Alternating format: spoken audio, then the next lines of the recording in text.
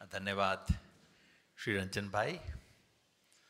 वैसे कायदे से तो श्री रंजन भाई ने जितना सुंदर परिचय दिया है उसके बाद मुझे चुप रहना चाहिए क्योंकि अब मैं इंप्रेशन खराब ही कर सकता हूं बोल के, इम्प्रूव तो नहीं कर सकता इतना अच्छी बात को।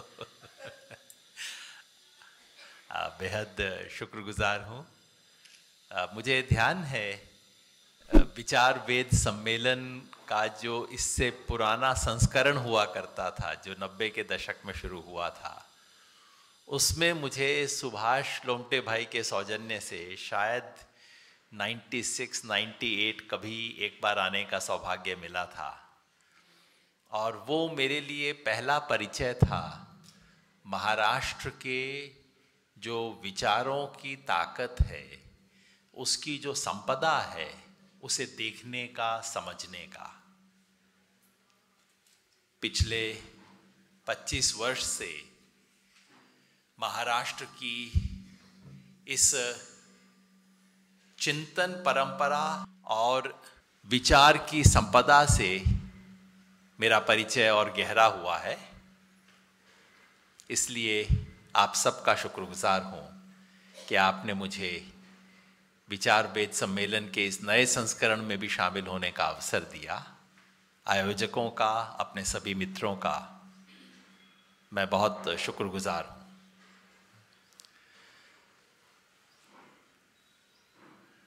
इस 25 साल में, जब पिछली बार मैं औरंगाबाद में आया था और अब आया हूँ, देश बहुत बदल चुका है, दुनिया बहुत बदल चुकी है। और आज अगर कोई एक बात हम सबके मन पे है, जो श्री रंजन भाई की अंतिम पंक्ति से आई, लंबी है गम की शाम, एक शाम है जो हम देख रहे हैं। हम सब कहीं ना कहीं एक संकट का एहसास कर रहे हैं, जो इस देश में और कई बार दिखता है इस देश के बाहर भी, उस क्षितिज पर छाया हुआ है जिस क्षितिज की हमने एक उम्मीद की थी। ये संकट क्या है? ये संकट क्यों है? और क्या हम कर सकते हैं इसके बारे में? ये सवाल हम सबके मन पे आज है और मैं अगले कुछ मिनट में इसके बारे में ही कुछ शब्द कहूंगा। आज जो इस देश के सामने संकट है, इसको हम अलग अलग नाम से पुकारते हैं। हम इसे लोकशाही का संकट बताते हैं, इसकी तुलना इमरजेंसी से करते हैं।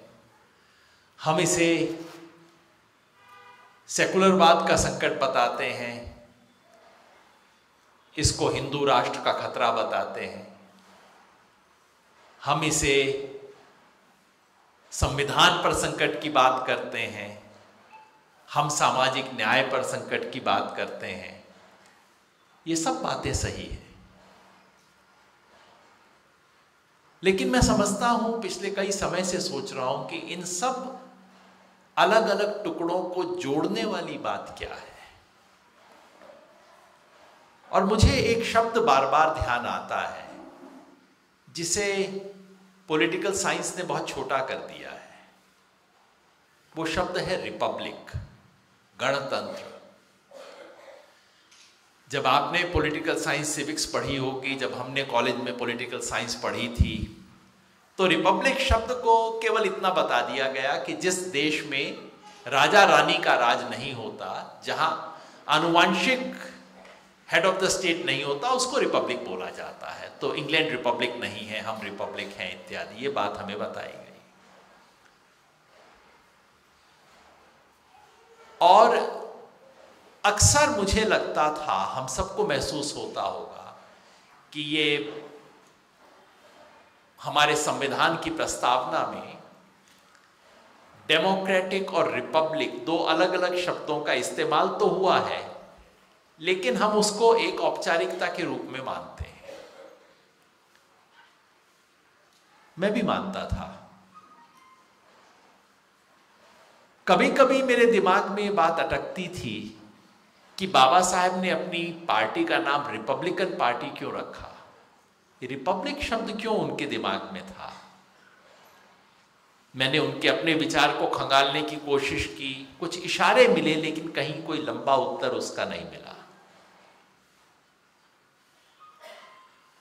पिछले कुछ वर्षों से इस पे मैंने और सोचने पढ़ने की कोशिश की है, जैसा आपने कहा छात्र हूं। तो दरअसल मुझे लगा कि सिर्फ हमारे देश में ही नहीं, यूरोप में भी रिपब्लिक शब्द को शनय शनय धीरे धीरे छोटा किया गया है। रिपब्लिकनिज्म का एक बहुत गहरी परंपरा है यूरोप में भी, जिसको बाद में लोकतंत्र ने, डेमोक्रेसी ने ओवरशैडो कर दिया है। और डेमोक्रेसी में लिबरल डेमोक्रेसी की सोच आगे बढ़ती गई है, और लोकतंत्र में आप लोकशाही इस्तेमाल करते हैं, हिंदी में हम लोकतंत्र इस्तेमाल करते हैं उसके लिए। जैसे जैसे लोकतांत्रिक वैचारिक परंपरा यूरोप में बढ़ी, वैसे वैसे तंत्र हावी होता गया, लोक छोटा होता गया। तो लोकतंत्र क्या है? जहां चुनाव होते हैं, जहां बहुपार्टी सिस्टम है, जहां कुछ खास तरह की फ्रीडम है। तो एक तंत्र की बातों को हमने महत्वपूर्ण देना शुरू किया। एक तरह से यदि मार्क्सवादी भाषा का इस्तेमाल करूं तो जैसे जैसे बूर्जुआ डेमोक्रेसी डोमिनेट करती गई, वैसे वैसे हमारी समझ कि लोकशाही क्या है वो कुछ केवल तंत्र के फॉर्मल प्रोसीजर्स तक लिमिटेड होती गई। रिपब्लिकनिज्म यूरोप की परंपरा में भी एक बहुत गहरी परंपरा है, जो पिछले 200-300 साल की डेमोक्रेटिक थ्योरी से कहीं ज्यादा पुरानी और गहरी परंपरा है, जिस मैकियावेली को हम चतुर चालाक राजनीति के खिलाड़ी की तरह जानते हैं।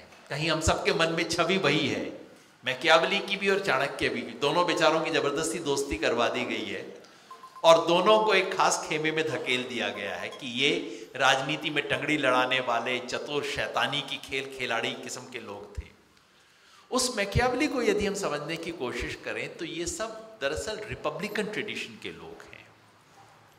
और आधुनिक लिबरलिज्म के पैदा होने से पहले एक गंभीर गहरा रिपब्लिकन ट्रेडिशन यूरोप में है। और अगर आप इसे जोड़ें तो हमारी परंपरा में, जो प्राचीन भारत में हम जिन गणराज्यों की बात करते हैं, उसमें भी कहीं उसी परंपरा की झलक मिलती है।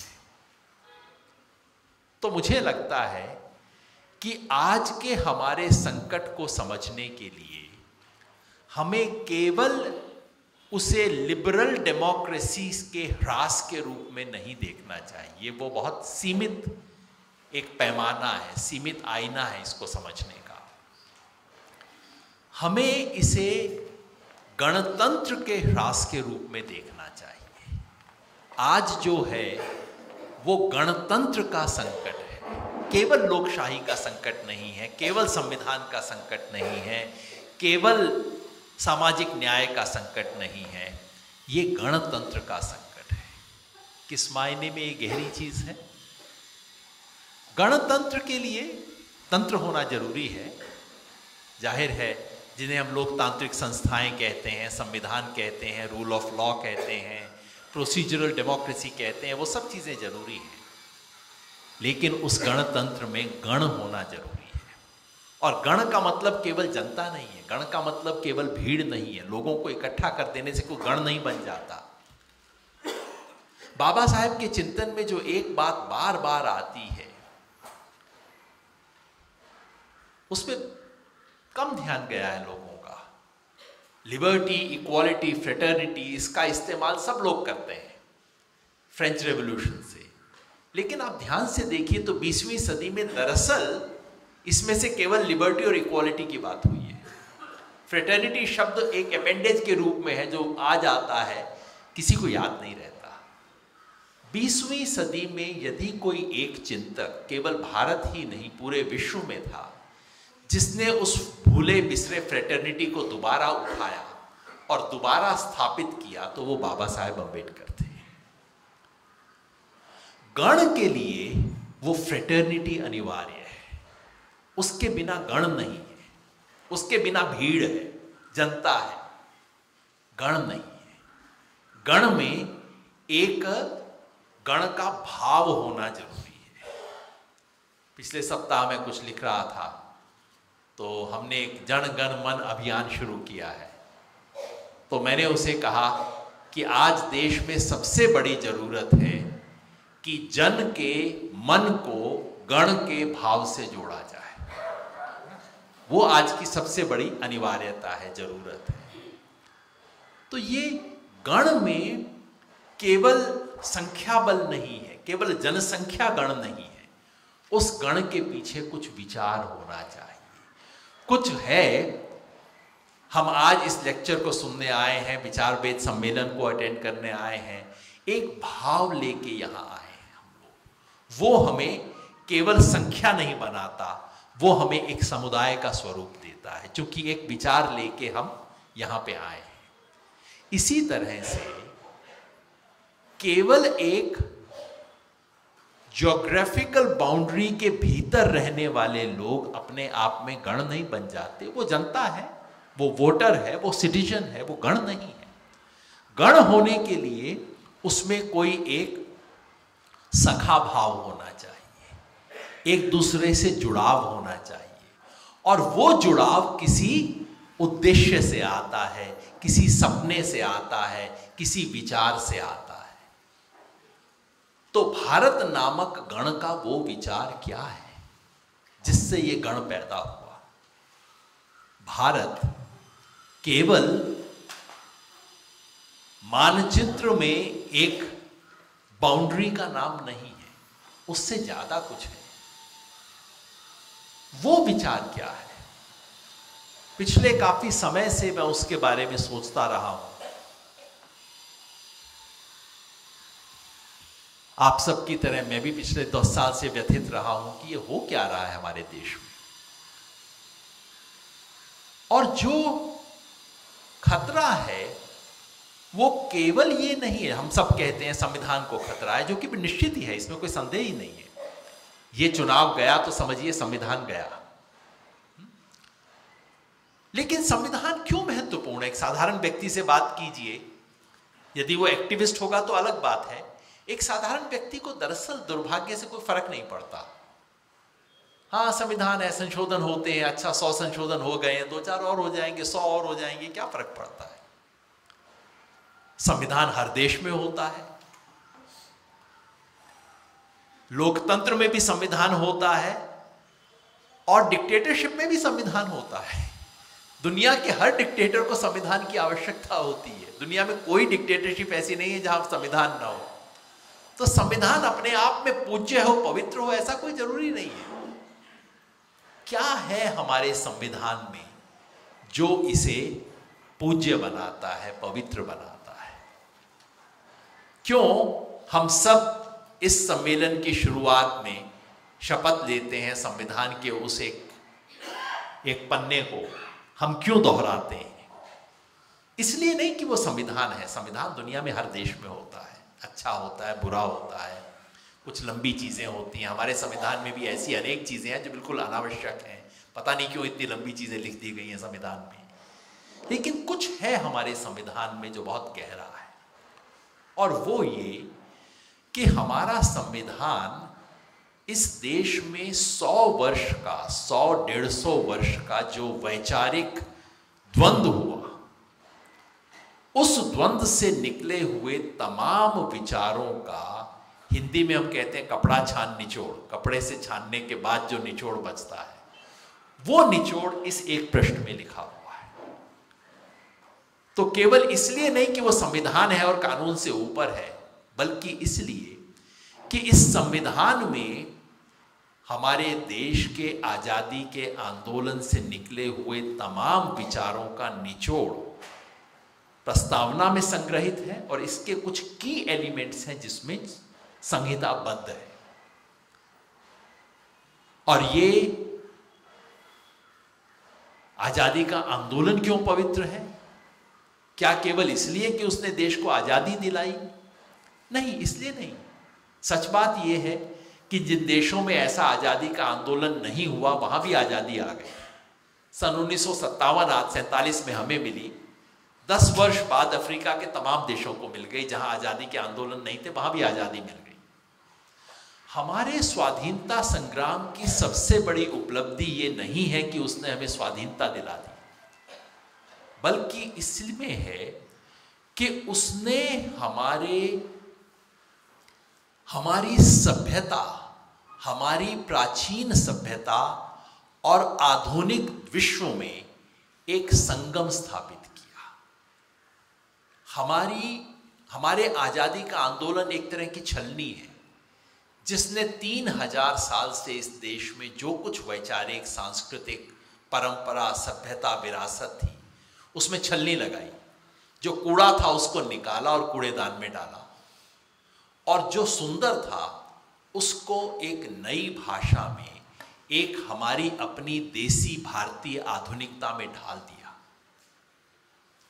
तो हमारा स्वाधीनता आंदोलन केवल एक राजनैतिक आंदोलन नहीं था, वो एक सांस्कृतिक आंदोलन था, एक वैचारिक आंदोलन था, जिसने हमारे समाज को, इस देश को, और देश ही नहीं पूरी दुनिया के लिए एक नया मॉडल पेश किया।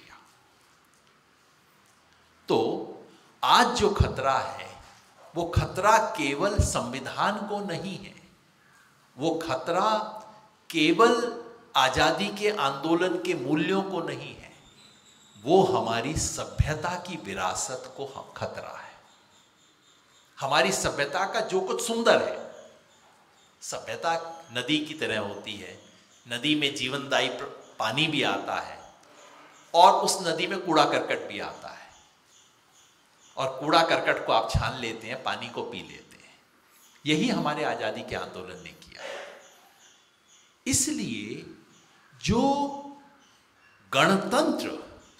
गणतंत्र की बुनियाद में गण है, उस गण के लिए गण का भाव है, और हमारे आजादी के आंदोलन ने इस देश को दोबारा एक गण बनाया।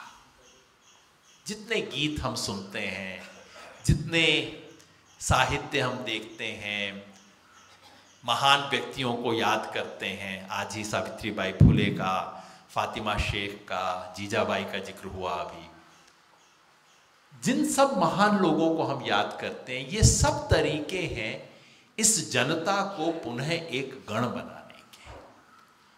उस गण के मूल में अगर कोई विचार हमारी सभ्यता से लिए हुए हैं, तो वो 3 विचार हैं: करुणा, मैत्री और शील।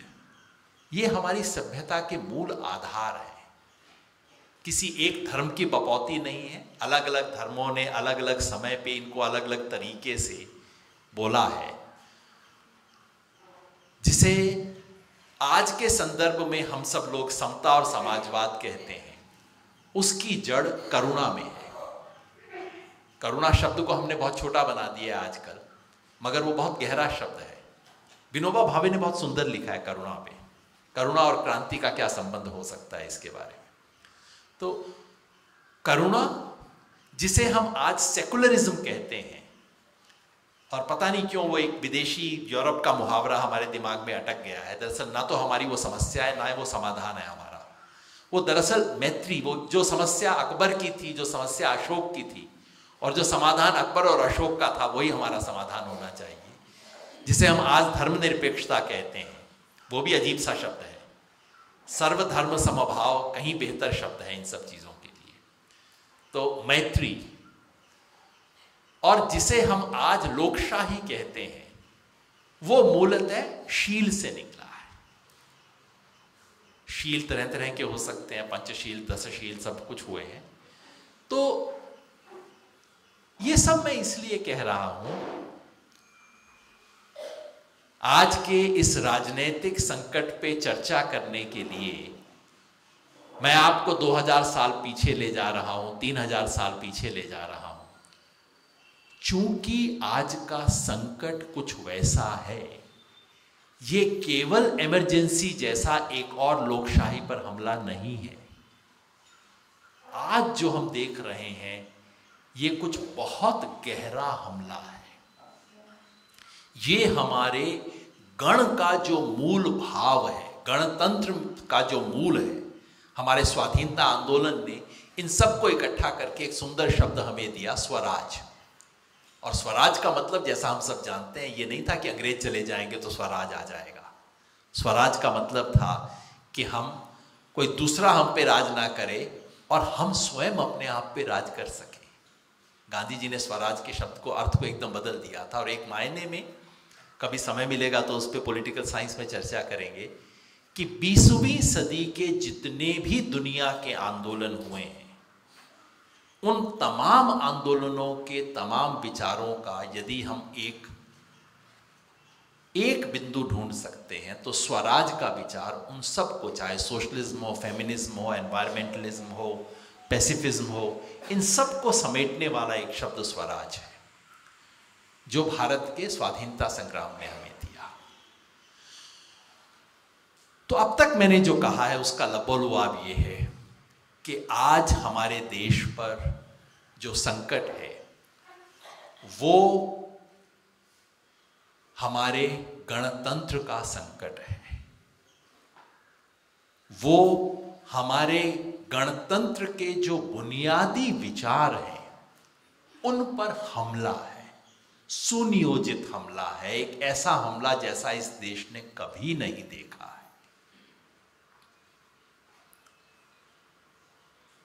तो क्या पिछले 70 साल में, 60 साल में जब कांग्रेस राज में थी, क्या इस देश में गणतंत्र के मूल्यों के हिसाब से काम हो रहा था? बिल्कुल नहीं हो रहा था।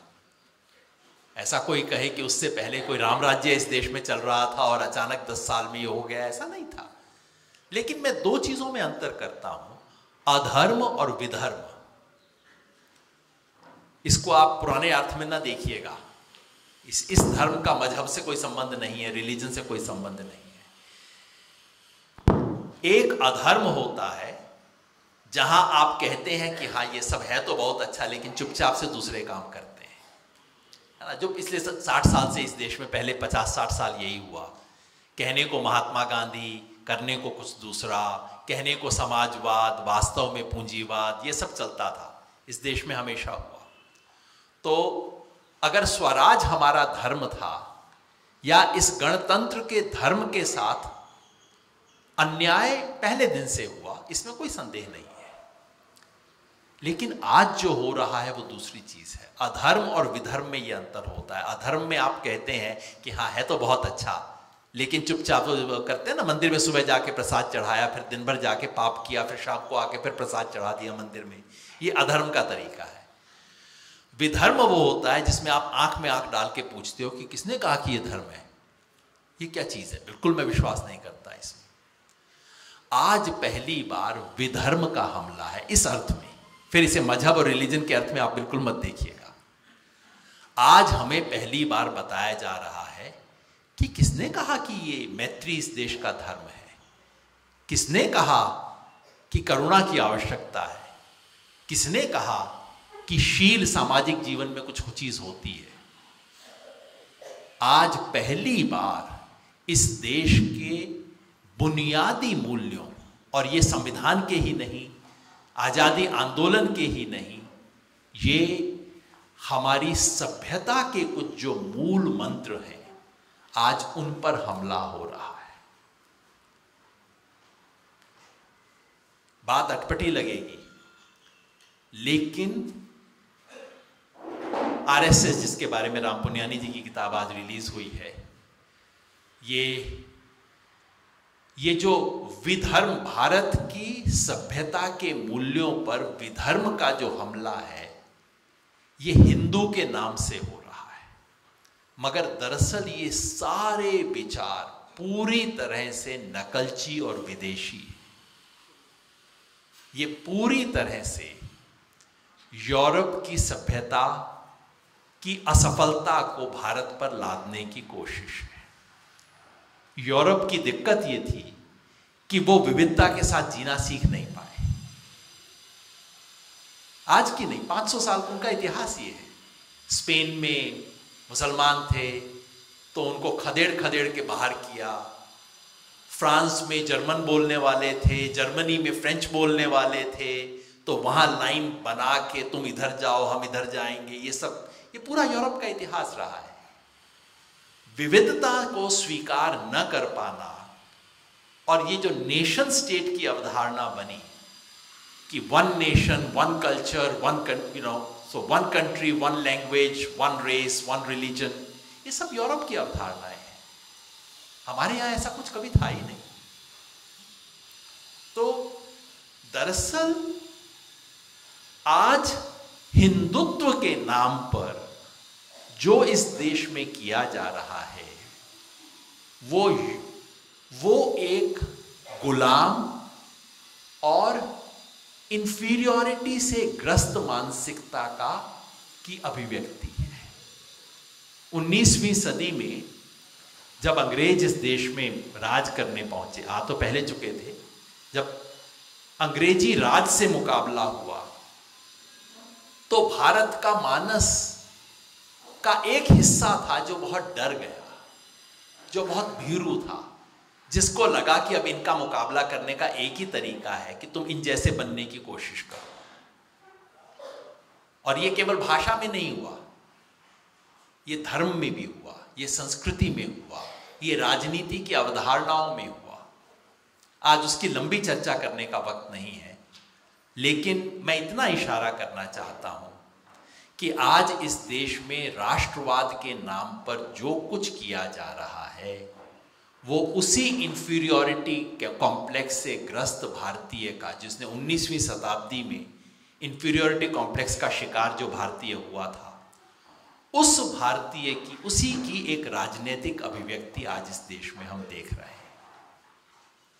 अफसोस ये कि भारत इस इंफीरियरिटी कॉम्प्लेक्स से मुक्त हो चुका था और उससे मुक्त करने वाले व्यक्ति का नाम था मोहनदास करमचंद गांधी। गांधी ने इस इंफीरियरिटी से इस देश को मुक्ति दिलाई, लेकिन ये उससे पुराने इंफीरियरिटी से ग्रस्त लोग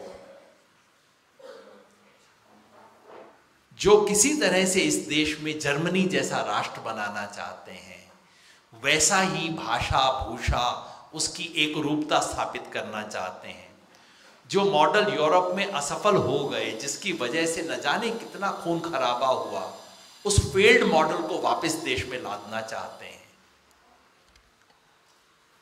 इस लिहाज से आज जो है ये भारत के स्वधर्म पर हमला हो रहा है।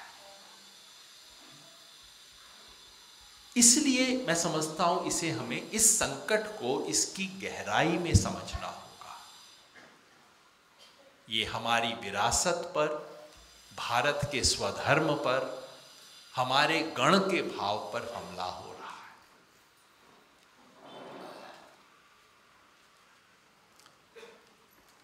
यह हमला,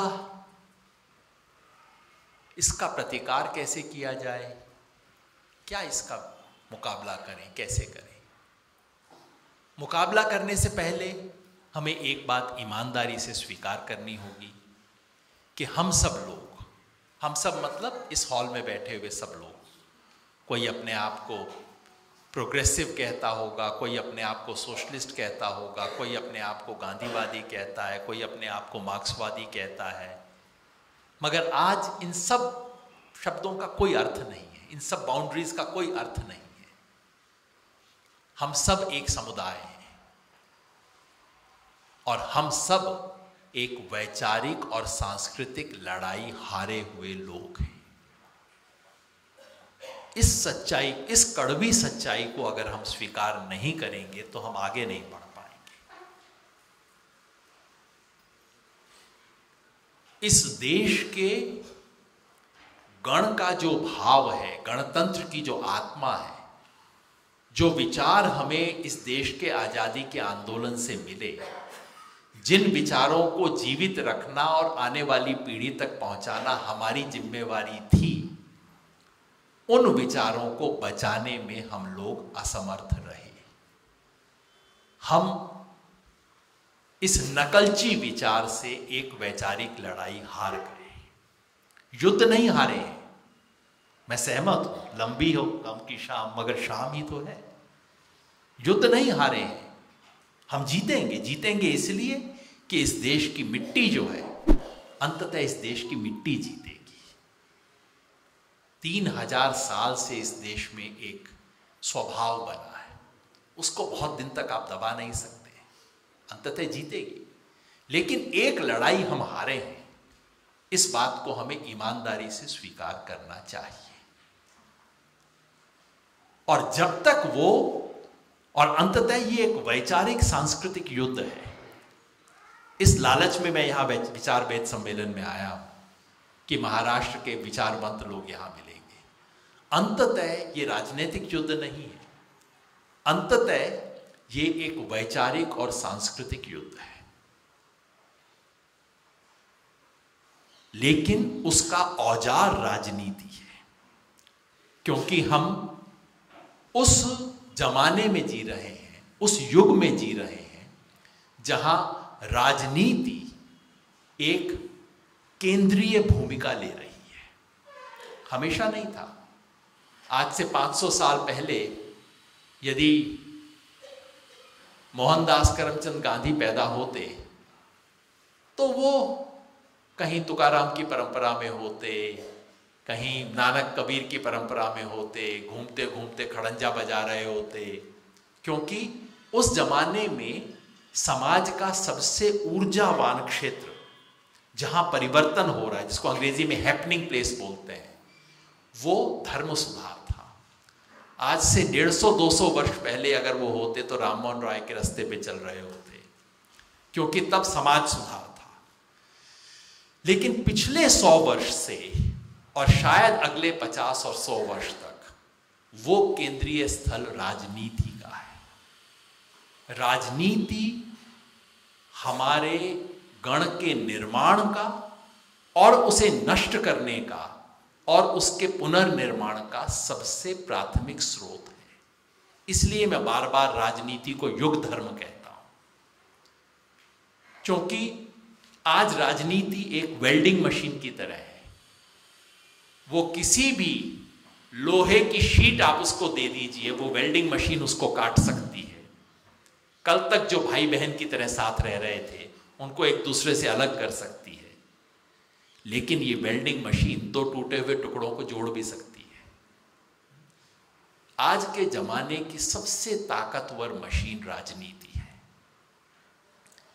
आज यदि हमारे गणतंत्र को चुनौती है, गणतंत्र के सामने संकट है, तो उस संकट का स्रोत राजनीति है और उसका जवाब और समाधान भी राजनीति में ही मिलेगा। राजनीति से अगर पीठ मोड़ी तो हम आज इस गणतंत्र के संकट का समाधान नहीं कर सकते,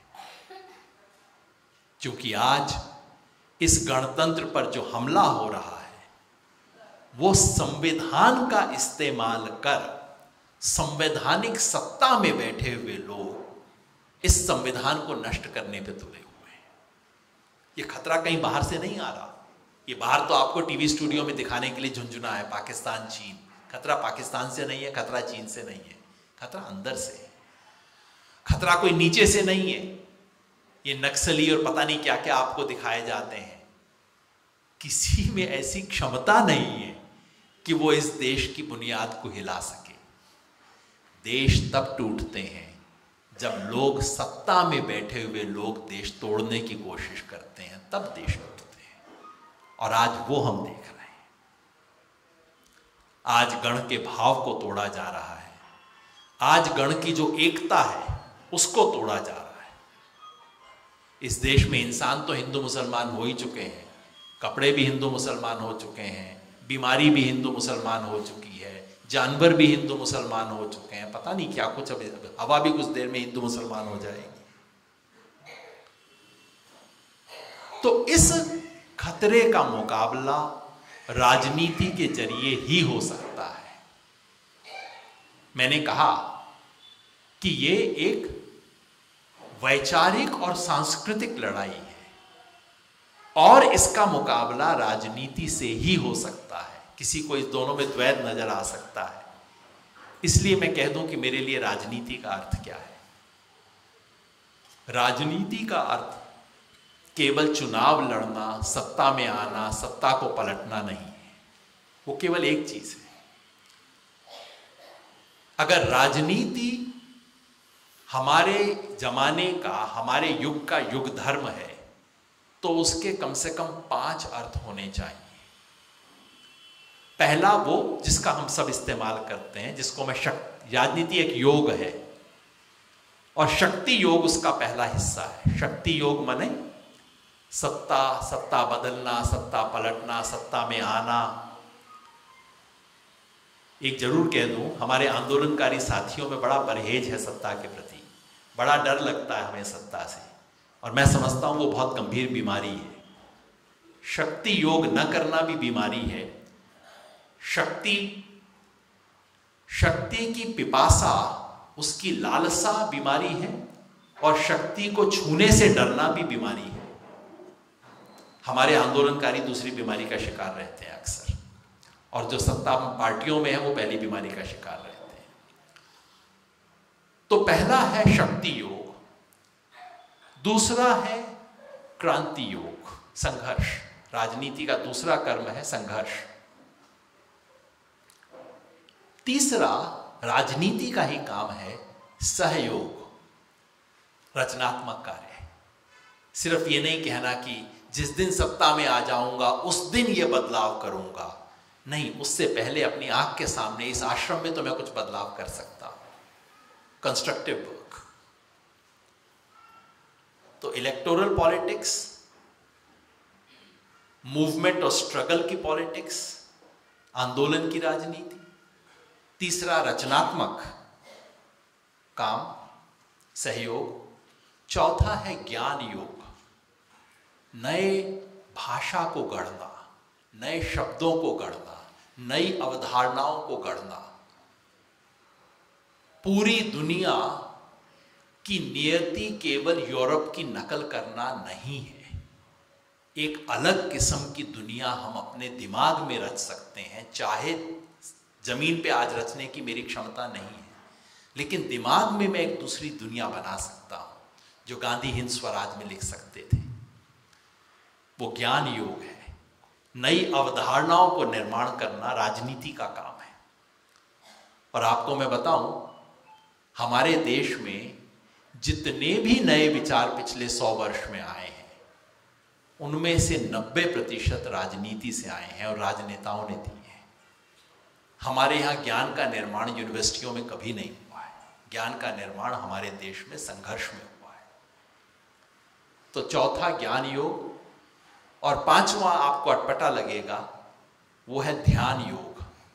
अपने मन से, अपने अंतर मन से संबंध स्थापित करना। ये पांचों राजनीति के काम है। दिक्कत ये है कि हमने पहला काम पॉलिटिकल पार्टियों को दे दिया है, जो सिर्फ चुनाव लड़ते हैं और बाकी 5 साल जिनको पता नहीं कि करें क्या, वेट करते हैं अगला चुनाव आने का। दूसरा काम हमने आंदोलन कर्मियों को दे दिया है, सुभाष लोमटे को पकड़ा दिया है, और हम सब आंदोलन कर्मी रोज सुबह सुबह सोचते हैं अब किस सवाल पे आंदोलन किया जाए। आंदोलन नहीं, माफ कीजिएगा, दोस्त हैं इसलिए मैं मजाक कर सकता हूं इनके साथ, पर आंदोलन कर्मियों को दे दिया है। मुझे कई बार लगता है कि हमारे आंदोलन कर्मी भी बीमार हो गए हैं, क्योंकि वो केवल संघर्ष के अलावा कुछ सोच नहीं पाते हैं। तीसरा काम हमने एनजीओ को पकड़ा दिया है। अब वो अपनी फंडिंग और ग्रांट के चक्कर में ही रह जाते हैं ज़्यादातर समय। अब किस विषय पे, आजकल जेंडर पे ग्रांट मिल रही है, फिर डाइवर्सिटी पे ग्रांट मिल रही है, जहाँ जहाँ ग्रांट होती है वहाँ हमारा काम चलता रहता है। चौथा काम, हमने यूनिवर्सिटियों को पकड़ा दिया है। वैसे पुणे में बहुत अच्छी अच्छी यूनिवर्सिटी हैं, लेकिन मेरी धृष्टता के लिए मुझे क्षमा कीजिएगा, प्रोफेसर साहब यहाँ बैठे भी हुए हैं, इस बेचारी यूनिवर्सिटियों का ज्ञान से कोई संबंध नहीं है। इन पे ये झूठा उत्तरदायित्व आप न डालिए, ना उनके लिए संभव है। वो इम्तिहान करवा लें, डिग्री दे दें, बहुत है, उससे ज़्यादा उनके लिए संभव नहीं है। और पांचवा काम हमने इन बाबाओं को दे रखा है, जिनमें से कुछ अंदर हैं और कुछ को अंदर हो जाना चाहिए। ये पांचों राजनीतिक काम हैं। इन पांचों कामों को जोड़ना, एक साथ करना, ये राजनीति का धर्म है। और फिर आप मुझसे पूछें, शायद आज सुबह सुबह गांधी जी को माला पहनाई थी, उसका असर मुझ पे ज्यादा है, लेकिन वो एक आदमी था जो पांचों काम एक साथ करता था। ये राजनीति, मेरे लिए ये राजनीति है। ध्यान योग, ज्ञान योग, सहयोग, क्रांति योग, शक्ति योग, पांचों एक साथ। आज वो करने की हमें जरूरत है। ये कहते हुए मैं पहले अंश को छोटा नहीं कर रहा हूं, क्योंकि अगर आप मुझसे पूछें, अगर आप सब अपना अपना जीवन मेरे हवाले कर दें, तो मैं आप सबको कहूंगा अगले 4 महीना और कुछ मत करो, केवल चुनाव लड़ो। क्योंकि इस वक्त अगले 4 महीना एक ही काम है, एक ही धर्म है इस वक्त, 24 में इस देश को बचाना किसी तरह से, जिस हद तक हम बचा सकते हैं। तो मैं शक्ति योग को छोटा नहीं मान रहा हूं, बहुत बड़ा काम है। और इस वक्त तो मेरे दिमाग पे केवल ये एक ही काम है, क्योंकि 2024 का चुनाव संसद का चुनाव नहीं है, ये कोई खासदार चुनने का चुनाव नहीं है, एमपी चुनने का चुनाव नहीं है, पीएम चुनने का चुनाव नहीं है, ये संविधान सभा का चुनाव है। ये हमारे बच्चों का भविष्य चुनने का चुनाव है। कोई फर्क नहीं पड़ता जो एमपी बनेगा वो आपकी सड़क बनाएगा कि नहीं, पानी लाएगा कि नहीं, बिजली लाएगा कि नहीं, ये सब हो जाएगा। देश बचेगा तो ये सब चीजें हो जाएंगी। आज इस वक्त देश बचाने की जरूरत है। तो इसलिए 2024 के चुनाव के बारे में तो मैं स्पष्ट कहता हूं, बार बार कहता हूं कि इस वक्त हमारी एक ही चुनौती है कि किस तरह हम इस लोकतंत्र को बचा पाएं, हम इस संविधान को बचा पाएं। क्योंकि जैसा मैंने कहा, 2024 का चुनाव गया तो ये संविधान गया और इसकी पूरी तैयारी हो चुकी है। आप बैठ के कहीं किताब में देखने मत शुरू कर दीजिएगा 2/3 मेजॉरिटी लोकसभा में चाहिए, 2/3 मेजॉरिटी राज्यसभा में चाहिए। 2/3 मेजॉरिटी लोकसभा में तो इंतजाम करने की तैयारी है, क्योंकि कई लोग जो बीजेपी के टिकट पे नहीं जीतेंगे वो सब उसका सपोर्ट करने के लिए तैयार बैठे हुए हैं। और अगर आपके मन में अभी भी संदेह है कि लेकिन राज्यसभा में 2/3 मेजॉरिटी कैसे आएगी, उसका इंतजाम आपने 10 दिन पहले देख नहीं दिया। 50 सांसदों को बाहर करो। सोमवार के दिन राज्यसभा में अनुशासनहीनता के लिए 50 राज्यसभा के सांसदों को बर्खास्त किया जाएगा। मंगलवार को लोकसभा में संविधान संशोधन इंट्रोड्यूस किया जाएगा। बुधवार को उन 50 सांसदों की अनुपस्थिति में वो राज्यसभा में पास हो जाएगा। 2/3 मेजॉरिटी हो गई। सब इंतजाम हो चुका है। तो इसलिए 2024 का चुनाव हमारी पहली चुनौती है। हमारे भारत जोड़ो अभियान के साथ ही इसीलिए हमने काम किया है। अब ये थोड़ा एडवर्टीजमेंट का मौका है, मैं कैसे छोड़ दूं कि भारत जोड़ो अभियान में हम सब लोग इस वक्त यही काम कर रहे हैं कि मिल के, क्योंकि सच ये है कि इस संकट से देश को बचाने की जो जिम्मेवारी है वो राजनीतिक पार्टियों की है जो चुनाव लड़ रही हैं, लेकिन जो क्षमता है वो राजनीतिक पार्टियों के बाहर है। तो सही, कई बार वो जो उर्दू में कहते हैं ना, मुद्दई सुस्त गवाह चुस्त, है ना, वो कुछ वैसी स्थिति है। वो क्या उर्दू में गालिब कहना, हम हैं मुश्ताक और वो बेजार। कुछ वैसी स्थिति हमारी है कि जिनकी जिम्मेवारी है इस जो सत्ता में आके सत्ता की लड़ाई लड़के इस देश को बचा सकते हैं, वो कम गंभीर हैं, और जो चाहते हैं कि वो जीत जाए वो ज्यादा गंभीर है। मगर जो इतिहास का जो विडंबना है वो हमारी आंख के सामने है। लेकिन आज हम सब लोगों ने ये देखते हुए कि देश को बचाने की ऊर्जा, मुख्य ऊर्जा आज की तारीख में बड़ी राजनीतिक पार्टियों के बाहर है, तो उस ऊर्जा को संयोजन करने के लिए भारत जोड़ो अभियान की तरफ से हम कोशिश कर रहे हैं। पूरे देश में कोई 150 कॉन्स्टिट्यूएंसीज को सेलेक्ट करके अपनी पूरी ऊर्जा उसमें लगा रहे हैं ताकि बीजेपी को हराया जा सके। महाराष्ट्र में हमारे साथियों ने कितना 23 या 25 20 नहीं, अब 23 के करीब 23 कॉन्स्टिट्यूएंसी महाराष्ट्र में हमारे साथियों ने चुनी है। और कई बार ऑपोजिशन पार्टीज के साथ होता है कि उनका कैंपेन उस दिन शुरू होता है जब कैंडिडेट की घोषणा हो जाती है, लेकिन आरएसएस का कैंपेन तो 4 साल पहले शुरू हो चुका है। हमारा कैंपेन कब शुरू होगा? हमें तो अपना कैंपेन कल से शुरू करना है, हमें कैंडिडेट की घोषणा की इंतजार नहीं करना। तो इस अभियान में 2024 के चुनाव में जो कुछ हम कर सकते हैं, क्योंकि याद रखिए सिर्फ पीएम का चुनाव नहीं है, संविधान का चुनाव है। इस संविधान को बचाने के लिए आप 5 सीट कम करवा सकते हैं, 10 सीट कम करवा सकते हैं, और महाराष्ट्र की बहुत बड़ी जिम्मेवारी है इस मामले में, क्योंकि इस देश में ये चुनाव मुख्यतः 4 राज्यों में लड़ा जाएगा जहां पूरा फैसला होगा। बाकी सब में मोटे तौर पे बहुत बड़ा फैसला होने वाला नहीं है। कुछ राज्य ऐसे हैं जहां बीजेपी खेल में ही नहीं है, और कुछ राज्य ऐसे हैं जहां बीजेपी बहुत डोमिनेंट है। लेकिन 4 राज्य हैं जहां सब कुछ पलट सकता है: बिहार, बंगाल, महाराष्ट्र और कर्नाटका। इन 4 राज्यों में पूरा चुनाव पलट सकता है। इसलिए आज जब हम महाराष्ट्र में बैठे हैं तो हमारी एक विशेष जिम्मेवारी बनती है कि जितना समय दे सकें, ये समय है सब कुछ छोड़ के केवल इस एक काम में जुटने का। और हम में से जो भी साथी अपना समय देना चाहें, इस बातचीत के बाद जरूर आइएगा, मुझे अपना नाम दीजिएगा, संपर्क दीजिएगा, हम सब जुड़ेंगे, जुड़ के करेंगे।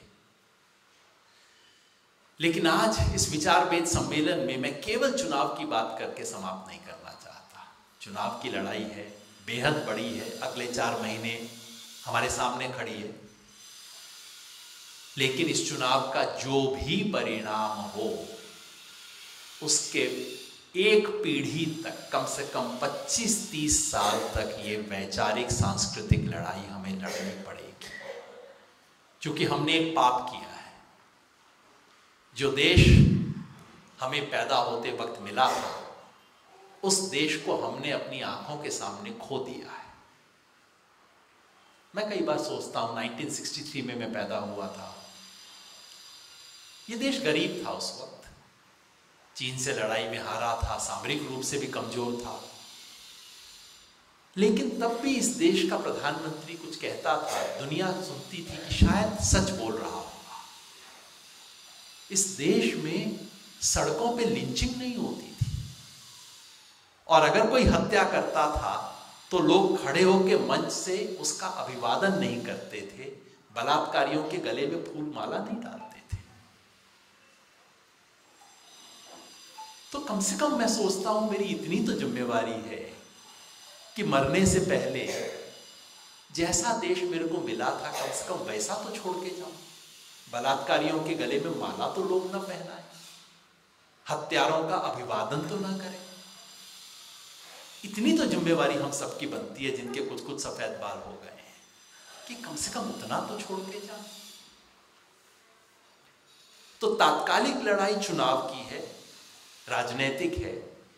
दीर्घकालिक चुनौती भी राजनीतिक है, लेकिन वैचारिक और सांस्कृतिक है।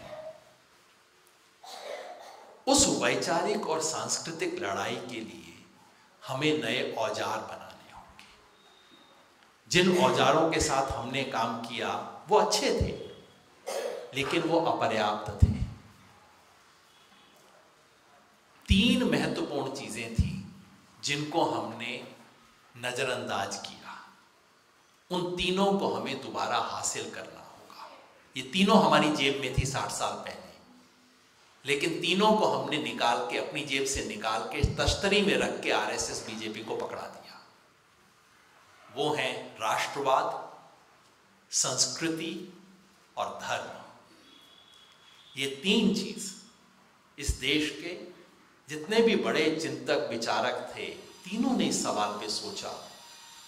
तीनों इसके, हम जिस विरासत को आज क्लेम करते हैं, उस विरासत ने इन तीनों सवालों पे सोचा।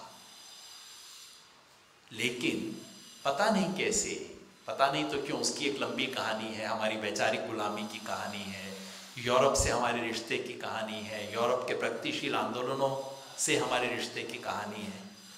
उसके चलते हमें राष्ट्रवाद में लाज आने लगी, हमें संकोच होने लगा। अरे राष्ट्रवाद तो बड़ा वैसा विचार है, यूरोप का राष्ट्रवाद ऐसा था, हमारा तो था नहीं, हमारा तो बहुत पॉजिटिव राष्ट्रवाद था। हमने राष्ट्रवाद के विचार में संकोच करना शुरू किया। हमने परंपरा और संस्कृति को केवल कूड़ा मान लिया। परंपरा और संस्कृति में बहुत कूड़ा है, लेकिन केवल कूड़ा नहीं है, वो नदी की तरह है, उसमें पानी भी है, कूड़ा भी है।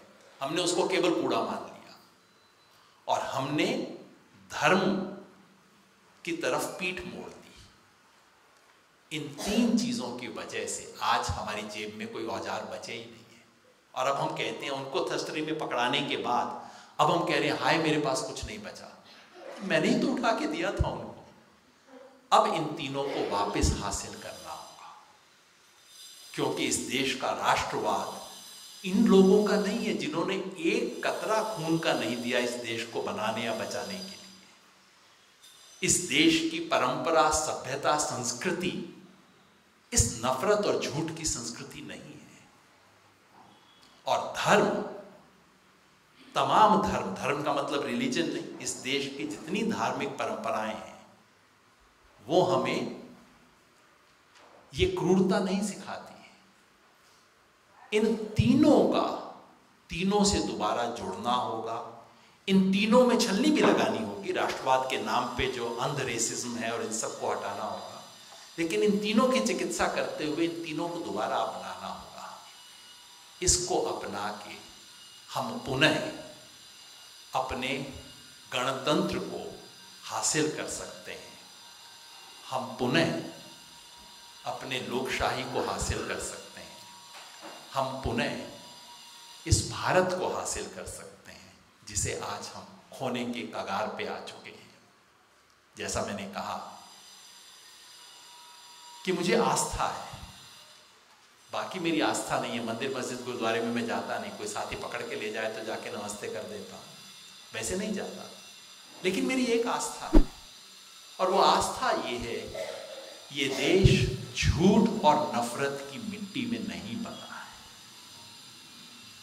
बुद्ध से लेके बाबा साहेब तक, महात्मा गांधी तक इस देश में बहुत कुछ है। उस बुनियाद पे हम कुछ खड़ा करेंगे और हम निश्चित ही जीतेंगे। बहुत बहुत धन्यवाद।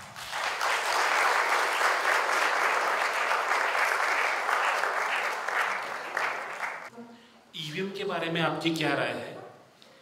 ईवीएम हटानी चाहिए ऐसा मैं मानता हूं। मुझे लगता है इस प्रश्न पे हमें उतना समय नहीं लगाना चाहिए जितना हम लगाते हैं। इसमें कोई संदेह नहीं है कि ईवीएम एक इलेक्ट्रॉनिक गैजेट है और हर इलेक्ट्रॉनिक गैजेट को मैनिपुलेट किया जा सकता है। इसमें कोई संदेह नहीं है कि जो लोग आज सत्ता में हैं उनका कोई दीन ईमान नहीं है, कुछ भी कर सकते हैं। इसमें कोई संदेह नहीं है कि इलेक्शन कमीशन से आज की तारीख में आप कोई उम्मीद नहीं लगा सकते। अगर कुछ गड़बड़ी हो भी तो इलेक्शन कमीशन उसको रोकेगा, ऐसा तो होने वाला नहीं है। ये सब बातें सही हैं, लेकिन ये सच नहीं है। तो इसलिए मैं ये जानता नहीं कि इस वक्त क्या हेराफेरी हो रही है, नहीं हो रही है, ये सब बातें हैं। किसी को करना चाहिए, सुप्रीम कोर्ट में पिटीशन लगी हुई है। मेरी अपनी मान्यता है कि हमें इसमें 2-3 करेक्शन करने चाहिए और कम से कम वीवीपैट की जो पर्ची है उसकी पूरी गिनती होनी चाहिए। ऐसे मेरे कुछ तकनीकी सुझाव भी हैं, लेकिन मैं एक बात हम सबको कहना चाहता हूं, हम ईवीएम में रिगिंग की चिंता में दुबले ना हो, और कम से कम ईवीएम की चिंता करते करते बाकी काम को न छोड़ दें, क्योंकि असली जो रिगिंग इस देश में हुई है वो ईवीएम में नहीं, वो यहां पे हुई है, और वो इस औजार के जरिए रिगिंग हुई है इस देश में सबसे ज्यादा। ये जो दिन रात रिगिंग हो रही है, दिन रात जो झूठ पिलाया जा रहा है, दिन रात जो घृणा फैल रही है, उसका इलाज तो हमें करना होगा। तो हमारे अपने कर्म के लिए मैं इतना कहना चाहता हूं, जो हमें काम करना है, ईवीएम की लड़ाई आप प्रशांत भूषण को लड़ने दीजिए, कपिल सिब्बल को लड़ने दीजिए, इन सब लोगों को करने दीजिए। हमें और आपको यहां वाली रिगिंग की लड़ाई लड़नी है। हमें और आपको फोन से आने वाले झूठ के खिलाफ रोज लड़ाई लड़नी है। हम अपनी ऊर्जा उस पर कंसंट्रेट करें, मैं चाहता हूं।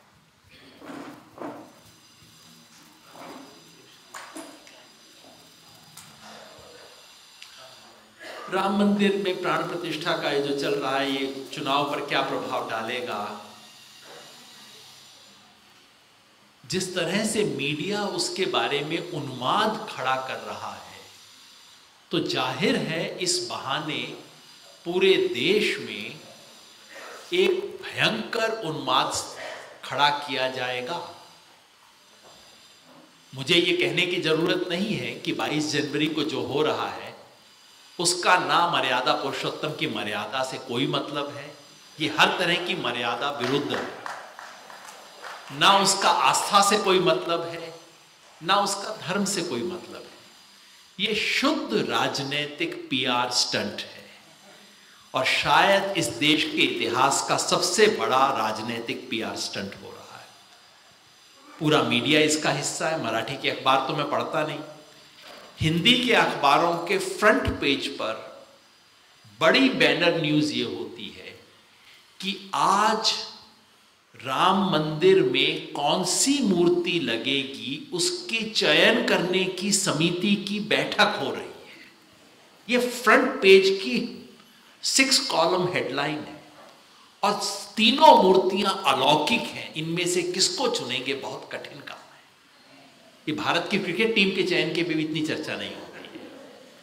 तो जहां पूरा मीडिया केवल इस एक काम पर लगा दिया गया है, वहां इसका असर हो सकता है।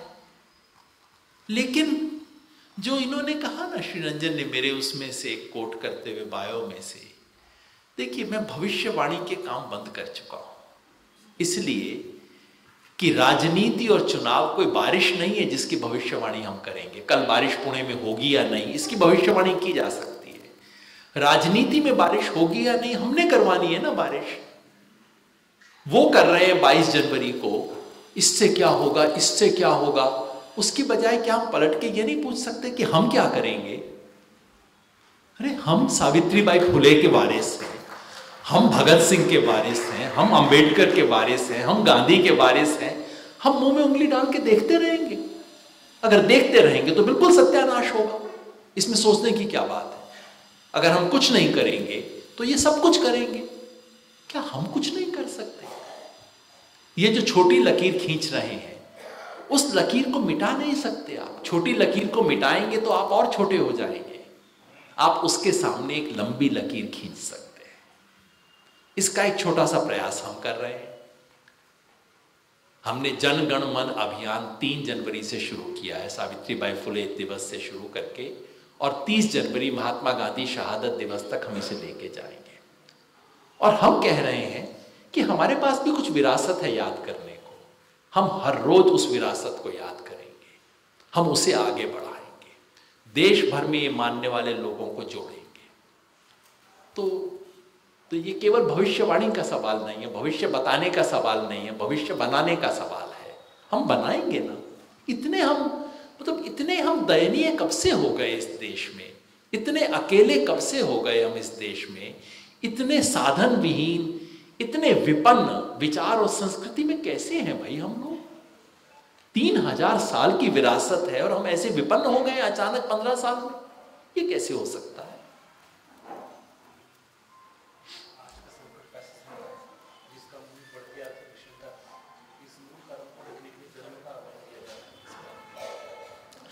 मूल कारण कहते हैं फासिज्म है, जो कि बढ़ती आर्थिक विषमता को ढकने के लिए धर्म का आवरण लिया जा रहा है। ये बात सही है, इसमें कोई मेरी दो राय नहीं है।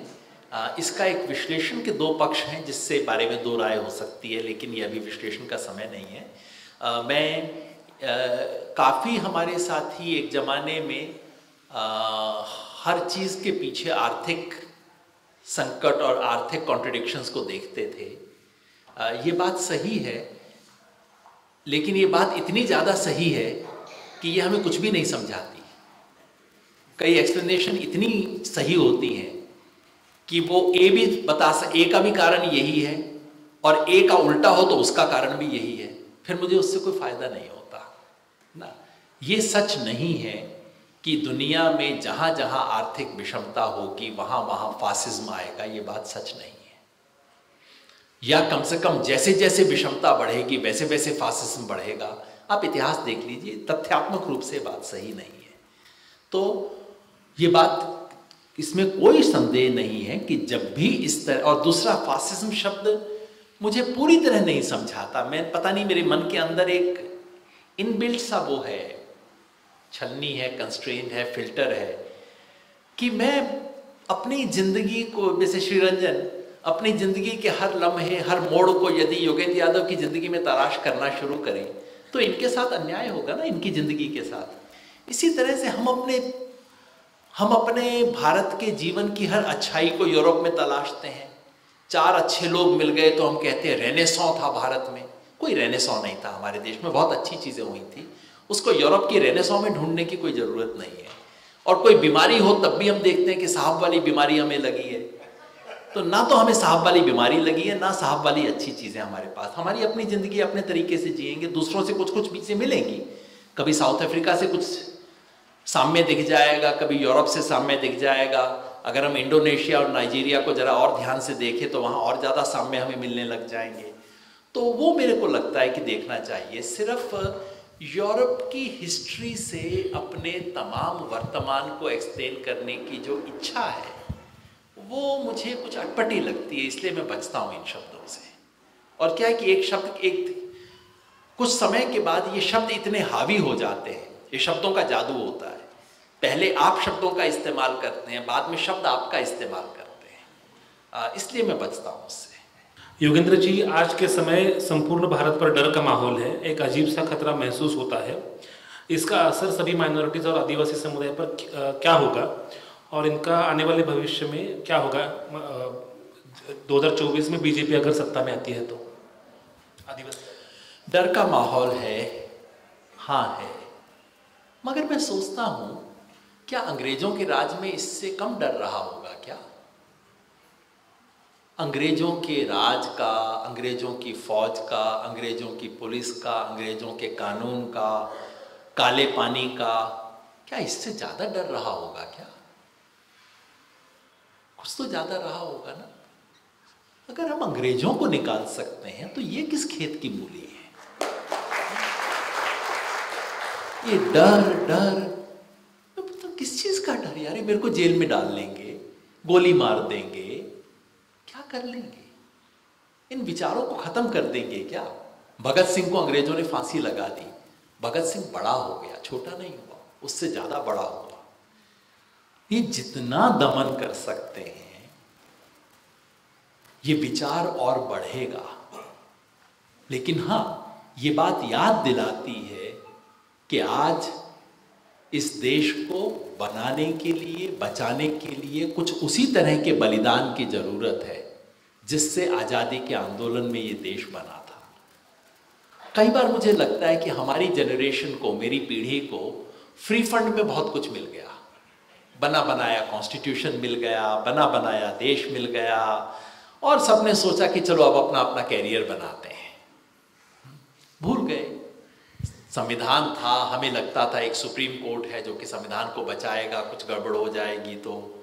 हम एक बेसिक बात को भूल गए कि रिपब्लिक को अंततः सिर्फ पब्लिक ही बचा सकती है, कोई और नहीं बचा सकता। दुनिया का आप इतिहास देख लीजिए, जब जब देखिए छोटा संकट होता है, आपका व्यक्तिगत संकट है, थाना कचहरी आपको बचा लेगा। बड़ा संकट होता है, सरकार बचाएगी। उससे बड़ा संकट होता है, संविधान बचाएगी, संसद बचाएगी।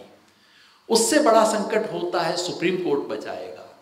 लेकिन जब जब आपके देश के बुनियादी मूल्यों का संकट होता है, तब तब संसद सॉल्यूशन नहीं है, प्रॉब्लम का हिस्सा होती है। और तब तब जुडिशरी हमेशा दुनिया में चुप दिखाई देती है। दुनिया के किसी भी देश में ऐसे बुनियादी संकट के समय जुडिशरी ने खड़े होकर संविधान को नहीं बचाया। संविधान हमें बचाएगा, लेकिन संविधान को कौन बचाएगा? We the people of India, जिन्होंने इस संविधान को बनाया था, हम बचाएंगे इस संविधान। और संसद में नहीं, संविधान सड़कों पे बचाए जाते हैं। सिर्फ संसद में नहीं बचा, दुनिया में कहीं संसद के चीजों से संविधान नहीं बचे। अंततः पब्लिक सड़क पे आती है, तब संविधान बचते हैं, तब देश बचता है। ये हम हिंदुस्तानी है ना, हमारी एक और प्रॉब्लम है। हम समझते हैं कि बाकी जो हमारे पड़ोसी हैं तो कुछ नहीं है, क्या बांग्लादेश, क्या नेपाल, क्या पाकिस्तान। कभी कभी ना 2 घंटे के लिए थोड़ा सर झुका के हम नेपाल को देख लें।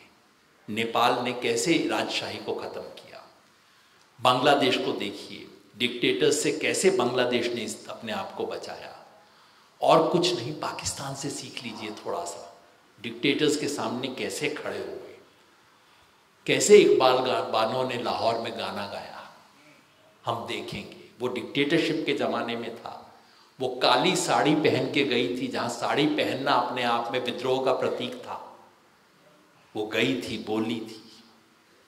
तो ये फ्री फंड में जो मिल गया ना हमें, डेमोक्रेसी वगैरह, हमें कुर्बानी नहीं करनी पड़ी। पाकिस्तानियों ने की, बांग्लादेशियों ने की, नेपाल वालों ने की। अब हमें जो फ्री फंड में चीज़ मिल गई थी, उसे बचाने के लिए कुर्बानी देनी होगी। 1942 में तो हम पैदा नहीं हुए थे। सोचते हैं, सुनते हैं, कहीं मन में महसूसते भी हैं कि अरे देखो तो हम वहाँ थे ही नहीं। 77 में थे तो, लेकिन इतने छोटे थे कि क्या कर सकते थे 75-77 में हम। मैं तो नहीं कर सकता था, देखा जरूर मैंने तब। लेकिन आज हमें वो मौका है कुछ करने का। जिस इतिहास को हम पढ़ते हैं, उस इतिहास का हिस्सा बनने का आज मौका है। तो मैं तो कहता हूं, थैंक यू मोदी जी। आपने अभी अंग्रेजों का जिक्र किया, इसलिए मुझे स्लोगन याद आई, नहीं डरे थे गोरों से, क्या खाक डरेंगे चोरों से। अभी टाइम बहुत कम है, इसलिए सबके सवाल मैं पढ़ नहीं सकूंगा। एक आखिरी सवाल है। हमारे देश में आज सरकार की सोच यूनिफॉर्म सिविल कोड लाने की है। ये गलत है या सही है? इसके बारे में आपकी सोच क्या है? मैंने इस सवाल पे लिखा है, मुझे लगता है यूनिफॉर्म सिविल कोड शब्द से डरने की हमें कोई ज़रूरत नहीं है। दिक्कत यही होती है कि बीजेपी और आरएसएस के विचारों का और उनकी राजनीति का इतना आतंक अब हो गया है कि जो वो कहते, वो हर तीसरे महीने हमारे लिए एक गड्ढा खोदते हैं और हम बिल्कुल ओबीडियंटली उस गड्ढे में जाके अपना पाँव दे देते हैं। ये यूनिफॉर्म सिविल कोड भी ऐसा ही एक गड्ढा है। वो कहते हैं यूनिफॉर्म सिविल कोड लाएंगे, हम कहते हैं विरोध करेंगे। क्यों करेंगे भाई? हम उन्हें कहेंगे कि अच्छा आप लाइए, तो ड्राफ्ट लाइए, देखते हैं क्या है उसमें। यूनिफॉर्म, देखिए यूनिफॉर्म सिविल कोड के 2 बिल्कुल अलग मतलब हो सकते हैं। एक मतलब जो आरएसएस वालों के मन में है लेकिन बोलेंगे कभी नहीं, मतलब ये है कि हिंदुओं का जो कोड है बाकी सब पे लागू करो। उनके मन में ये है, बोलेंगे कभी नहीं। दूसरा है यूनिफॉर्म सिविल कोड का मतलब कि जितने भी इस देश के फैमिली लॉज हैं, उनको गाइड करने वाला प्रिंसिपल यूनिफॉर्म होना चाहिए। जितने भी फैमिली लॉ में महिला के विरुद्ध जो कुछ है सब हटा देना चाहिए, चाहे हिंदू का हो, मुसलमान का हो, किसी का हो, सब हटाइए। जो कुछ ट्रांसजेंडर्स के खिलाफ है, जो कुछ जो कुछ विषमता है और जितनी तरह की अन्यायपूर्ण चीजें हमारे जितने फैमिली कोड में बच्चों के खिलाफ जो चीजें हैं, सब चीजों को ठीक किया जाए।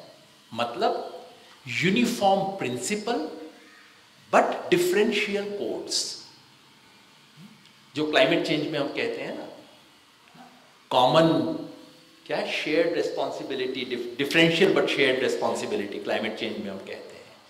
मैं यूनिफॉर्म सिविल कोड को ऐसे ही समझता हूं, है ना।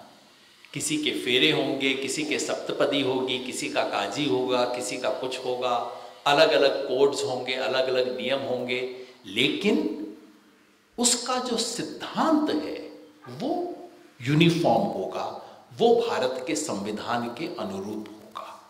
मेरे लिए वो यूनिफॉर्म सिविल कोड है। तो मैं उन्हें कहता हूं कि लाओ, और आपको बताऊं, जब ये लाएंगे ना, जिस दिन, जब तक यूनिफॉर्म सिविल कोड एक खाली लिफाफा है जिसके अंदर कुछ भी नहीं है, तब तक वो आपको मेरे को डराने के लिए दुनिया की सबसे पावरफुल चीज है। अब वो खाली लिफाफा घुमा रहे हैं और हम खाली लिफाफे के खिलाफ संघर्ष कर रहे हैं।